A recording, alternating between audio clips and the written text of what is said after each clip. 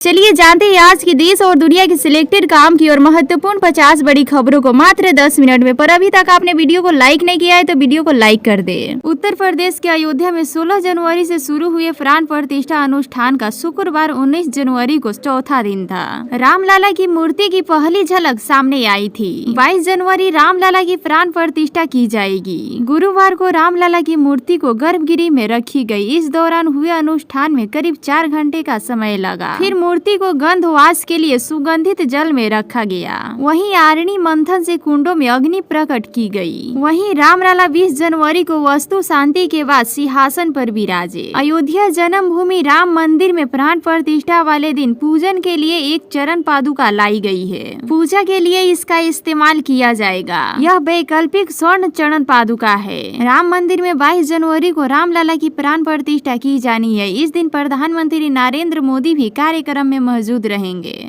बिहार में लोकसभा चुनाव प्रचार का श्री गणेशकर ने 30 जनवरी को भाजपा के राष्ट्रीय अध्यक्ष जेपी नड्डा कटिहार आएंगे। वहीं प्रधानमंत्री नरेंद्र मोदी की बिहार में 27 जनवरी को बेतिया एवं झारखंड के धनबाद में होने वाली सभा स्थगित हो गई है। संयुक्त अरब अमीरात के प्रवासी भारतीयों ने प्रधानमंत्री नरेंद्र मोदी के भव्य स्वागत की तैयारियां की है और इसे अहलान मोदी का नाम दिया गया है। पीएम मोदी के सम्मान में यह अब तक का सबसे बड़ा भारतीय समुदाय शिखर सम्मेलन है। प्रधानमंत्री नरेंद्र मोदी 13 फरवरी 2024 को अबू धाबी में प्रसिद्ध जयाद स्पोर्ट सिटी स्टेडियम में होने वाले इस कार्यक्रम में शामिल होंगे। यह भारत संयुक्त अरब अमीरात के बीच घनिष्ठ संबंधों का जश्न है और भारतीय समुदाय को अपने समान नीति नेता के साथ जुड़ने का अनूठा अवसर प्रदान कर रहा है। श्री राम जन्मभूमि में जिन फूलों का उपयोग हो रहा है वो जाया नहीं जाएंगे। रोजगार और घरों को महकाने का काम करेगा। फूलों को रिसाइकल किया जाएगा। मंदिरों के साथ ही अयोध्या धाम को स्वच्छ बनाए रखने की योगी सरकार की मंशा के अनुरूप पूरा खांचा खींचा जा चुका है। सोच स्पष्ट है कि श्री भगवान की अर्पित फूलों से कई घर महकेंगे। ये फूल कई घरों की रोजी रोटी का कारण बनेंगे। उम्मीद है कि प्रतिदिन करीब 9 मीट्रिक टन फूल वेस्ट रिसाइकिल किया जाएगा। कांग्रेस नेता आचार्य प्रमोद कृष्णम अक्सर अपने बेबाक बयानों को लेकर चर्चा में रहते हैं और वह पार्टी लाइन से हटकर अपनी बात रखते हैं। इसी बीच कांग्रेस नेता ने राम मंदिर के निर्माण को लेकर पीएम नरेंद्र मोदी की तारीफ की है। कांग्रेस नेता आचार्य प्रमोद कृष्णम ने कहा, मंदिर का जो निर्माण हुआ है वे अदालत के फैसले से हुआ है। सुप्रीम कोर्ट ने फैसला दिया है और भगवान श्री राम की जन्मभूमि पर मंदिर का निर्माण शुरू हुआ है और 22 जनवरी को प्राण प्रतिष्ठा है। अगर मोदी देश के प्रधानमंत्री ना होते तो ये फैसला ना हो पाता और ना ही ये मंदिर बन पाता। मैं राम मंदिर के निर्माण और उनके प्राण प्रतिष्ठा के शुभ दिन का श्रेय प्रधानमंत्री नरेंद्र मोदी को देना चाहता हूँ। अयोध्या में रामलला की प्राण प्रतिष्ठा 22 जनवरी को है और इनको लेकर देश भर में उत्सव है। कोई बड़ी लंबी अगरबत्ती लेकर जा रहा है तो कोई अलग अलग तरह की योजना किए जा रहा है। अब इसी तरह से गुजरात के बड़ोदरा निवासी अरविंद भाई पटेल ने भी एक प्रण लिए हैं और उन्होंने 1100 किलो का दीपक बनाया है, जिसे अयोध्या में भगवान श्री राम मंदिर के परिसर में प्राण प्रतिष्ठा के दिन प्रज्वलित किया जाएगा। इस दीपक के मंगलवार को कोटा पहुँचने पर इस यात्रा का जगह जगह पर स्वागत किया गया। पहले गोदावरी धाम के विधायक संदीप शर्मा के नेतृत्व में कोटा के सैकड़ों की संख्या में मौजूद लोगों ने स्वागत किया। राजस्थान के जोधपुर से 600 किलो गाय का शुद्ध घी बैलगाड़ी से गुरुवार की सुबह रामनगरी अयोध्या पहुंचा। श्री राम जन्मभूमि तीर्थ क्षेत्र स्टेट के महासचिव चंपत राय और कोषाध्यक्ष गोविंद देव गिरी महाराज ने आरती उतारकर बैलगाड़ी से आए घी का स्वागत किया। अगले लोकसभा चुनाव में पार्टी के सीटों का आंकड़ा 3 अंकों तक पहुंचने में पार्टी के लक्ष्य को हासिल करने की कोशिश में जुटी कांग्रेस को पूर्वोत्तर राज्य में राहुल गांधी की भारत जोड़ो न्याय यात्रा से काफी उम्मीद बंधी है। मणिपुर, नागालैंड से लेकर असम तक बीते एक हफ्ते के दौरान राहुल गांधी की यात्रा के मिली समर्थन के बाद पार्टी 2024 के लोकसभा चुनाव में पूर्वोत्तर राज्य में बेहतर प्रदर्शन कर कम से कम 10 सीटें हासिल करने पर फोकस करने में जुट गई है। दर्शकों तक मजबूत आधार वाले पूर्व उत्तर राज्य में कांग्रेस की स्थिति पिछले 2 आम चुनावों से लगातार कमजोर हुई है। प्रधानमंत्री नरेंद्र मोदी अयोध्या में रामलला के प्राण प्रतिष्ठा समारोह से एक दिन पहले रविवार को उस जगह जाएंगे जहां भगवान ने अपनी सेना के साथ राम सेतु का निर्माण किया था। पीएम मोदी अरिचल मुनाई बिंदु का दौरा करेंगे। प्रधानमंत्री सुबह 9:30 बजे के करीब वहां पहुंचेंगे। इसके बाद सुबह 10:15 बजे पीएम मोदी श्री कोठनराम स्वामी मंदिर में पूजा करेंगे। कोठनराम नाम का अर्थ धनुषधारी राम है। यह धनुष कोडी में स्थित है। ऐसा कहा जाता है कि यहाँ रावण के भाई विभीषण पहली बार भगवान राम से मिले थे और उनसे शरण मांगी थी। कुछ की विनतियां यह भी कहती है कि यही वह स्थान है जहाँ भगवान राम ने विभीषण का राज अभिषेक किया था। राम मंदिर के लिए सब्जी विक्रेता ने बनाई अनोखी घड़ी, एक साथ बताएगी 9 देशों का समय।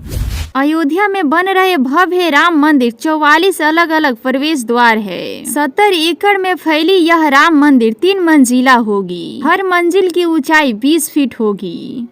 अयोध्या में 22 जनवरी को रामलला के प्राण प्रतिष्ठा समारोह से पहले भगवान राम को 23 कैरेट सोने का धनुष भेंट किया जाएगा। 2.5 किलोग्राम वजन इस धनुष के निर्माण में 700 ग्राम सोने का इस्तेमाल किया गया है। उत्तर प्रदेश की योगी सरकार ने 22 जनवरी को सार्वजनिक अवकाश की घोषणा की है। योगी सरकार ने यह फैसला अयोध्या में होने वाले रामलला के प्राण प्रतिष्ठा कार्यक्रम को देखते हुए लिया है। इसके लिए योगी सरकार ने आदेश भी जारी कर दिया है। इससे पहले केंद्र सरकार ने भी 22 जनवरी को केंद्र सरकार के कार्यालयों के लिए आधे दिन की छुट्टी की घोषणा भी की थी।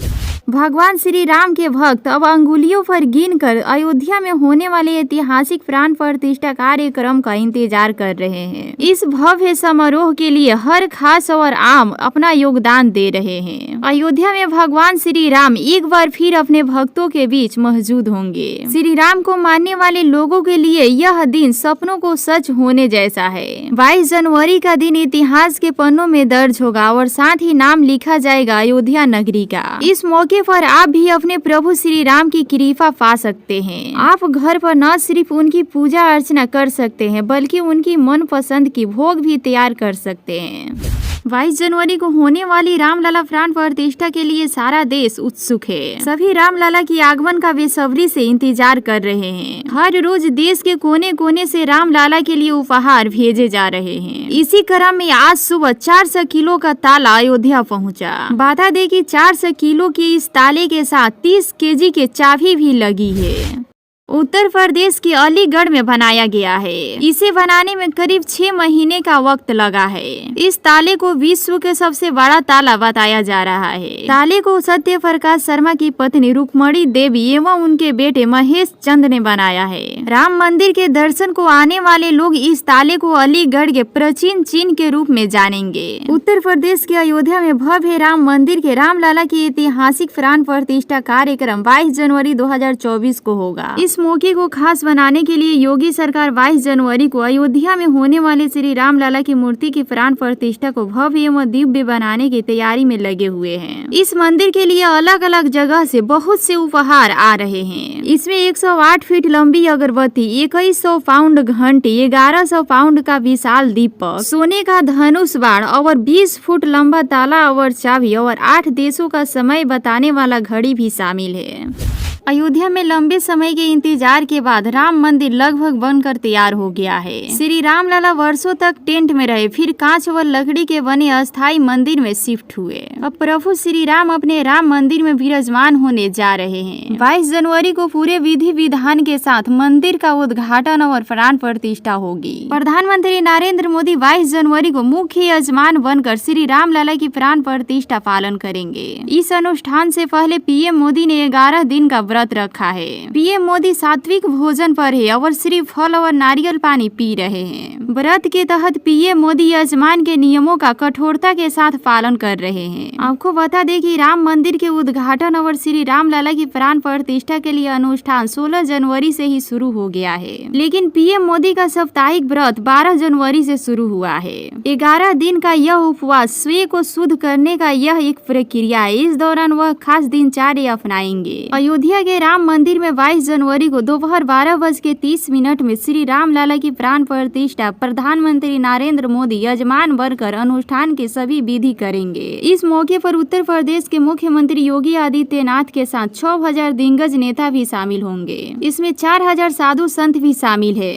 बिहार में लोकसभा चुनाव प्रचार का श्री गणेश करने 30 जनवरी को भाजपा के राष्ट्रीय अध्यक्ष जेपी नड्डा कटिहार आएंगे। वहीं प्रधानमंत्री नरेंद्र मोदी की बिहार में 27 जनवरी को बेतिया एवं झारखंड के धनबाद में होने वाली सभा स्थगित हो गई है।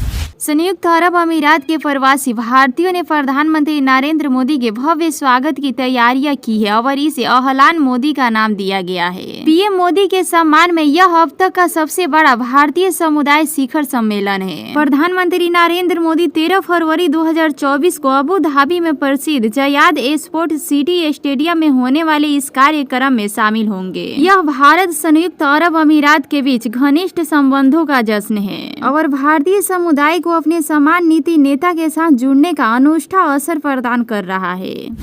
श्री राम जन्मभूमि में जिन फूलों का उपयोग हो रहा है वो जाया नहीं जाएंगे। रोजगार और घरों को महकाने का काम करेगा। फूलों को रिसाइकल किया जाएगा। मंदिरों के साथ ही अयोध्या धाम को स्वच्छ बनाए रखने की योगी सरकार की मंशा के अनुरूप पूरा खांचा खींचा जा चुका है। सोच स्पष्ट है कि श्री भगवान की अर्पित फूलों से कई घर महकेंगे। ये फूल कई घरों की रोजी रोटी का कारण बनेंगे। उम्मीद है कि प्रतिदिन करीब 9 मीट्रिक टन फूल वेस्ट रिसाइकिल किया जाएगा।